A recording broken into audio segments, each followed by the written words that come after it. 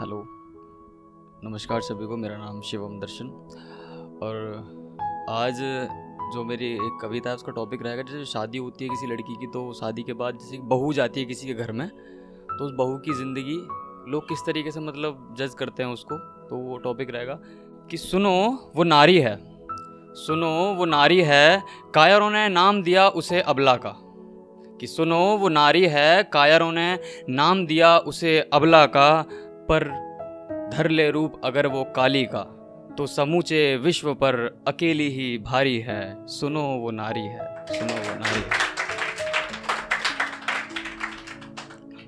तो जो बहू है उसकी जो लाइफ कैसी होती है, लोग किस तरीके से उसको जज करते हैं, आगे यही रहेगा। हम बचपन से सुनते आते हैं कि कैसे लड़की को हम घर में जज करते हैं कि अगले घर जाना है, थोड़ा संभल के चलो, ये वो जो भी है। तो ये लाइन उसी से रिलेट है कि बचपन में ही किया पराया, बचपन में ही किया पराया, रीत हमें ये समझ ना आई, क्यों अक्सर हर कोई कहता है कि बेटियां होती हैं पराई, बेटियां होती हैं पराई। कि जिस घर में उसने जन्म लिया, जिस घर में उसने जन्म लिया, वहाँ बन के पराई रहती है। अगले घर उसको जाना है, बचपन से ही उस गुड़िया को दुनिया दुहाई ये देती है, दुनिया दुहाई ये देती है।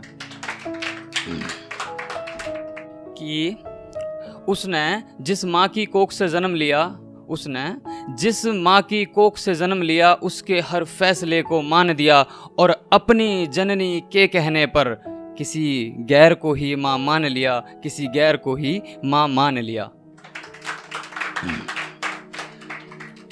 कि छोड़ दिया उसने घर अपना, लड़की शादी के बाद दूसरे घर जाती है, कि छोड़ दिया उसने घर अपना और छोड़ दिए हैं सब अपने।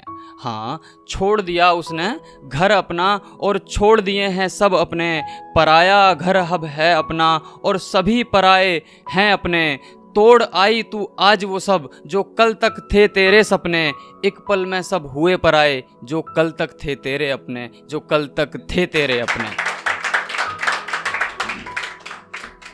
तो एक जैसे सलाह देते हैं घर वाले, जब लड़की की शादी होती है तो उसको कहते हैं कि अगले घर कैसे रहना है। तो एक पिता या एक माँ अपनी बेटी से कह रहा है कि जीवन नया शुरू करके, सभी कहते हैं नया जीवन होता है, दूसरे घर जाती है, कि जीवन नया शुरू करके तू सपने नए सजोएगी, जीवन है एक धागा इसमें रिश्ते नए पिरोएगी। कि जीवन नया शुरू करके नए सपने तू सजोएगी, जीवन के इस धागे में नए रिश्ते तू परोएगी। पर जैसा कि बचपन से ही तुझको सबने समझाया था कि बिटिया सबको रखना खुश, चाहे तुझ पर हो कितने दुख, सुन कभी नहीं तू रोएगी, सुन कभी नहीं तू रोएगी।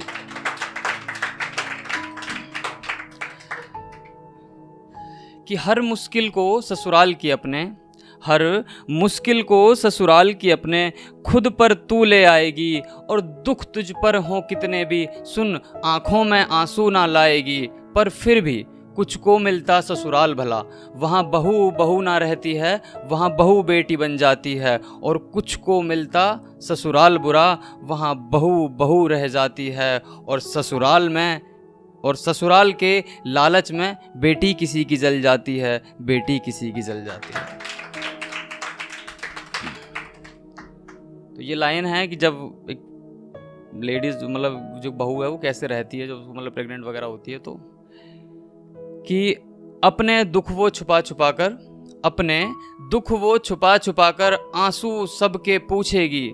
पूछना मतलब वो साफ जो करना, कि अपने दुख वो छुपा छुपा कर आंसू सबके पूछेगी, निचोड़ कर छाती अपनी वो वंश किसी का सींचेगी।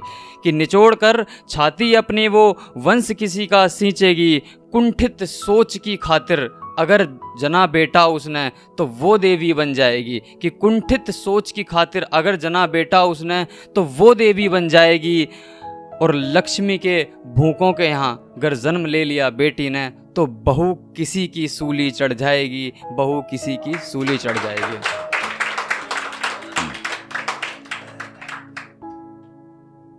तो एक रिक्वेस्ट है इस लाइन के माध्यम से सभी से कि बहू सोचकर न करो निरादर उसका, बहू सोच कर ना करो निरादर उसका, वो भी किसी की बेटी है। तुम भूल गए अपनी बेटी जो कल घर दूसरे जाएगी। गर जरा भी तड़पी ससुराल में वो, तो क्या नींद तुम्हें आ पाएगी, क्या नींद तुम्हें आ पाएगी। तो बस अब एक छोटी सी दरकार, तो बस अब एक छोटी सी दरकार, तुम बदलो सोच बदलो व्यवहार। रिश्तों में रखो प्रेम भाव, ना करो अपनों से व्यापार। देखो एक पल में ही बदला बदला लगने लगेगा तुमको ये सारा संसार, तुमको ये सारा संसार। और तो अंतिम लाइनें से बोल के मैं खत्म करूँ, थोड़ा लंबा हो गया आज। पर फायदा क्या होगा इन शब्दों से, जो शब्द मैंने कहे हैं कि पर फायदा क्या होगा इन शब्दों से, जो शब्द आज मैंने कहे। फायदा क्या होगा इन शब्दों से, जो शब्द आज मैंने कहे। शब्दों का फायदा जब है जब किसी बहू की आंखों से आंसू ना बहे, आंसू ना बहे, आंसू ना बहे। Thank you.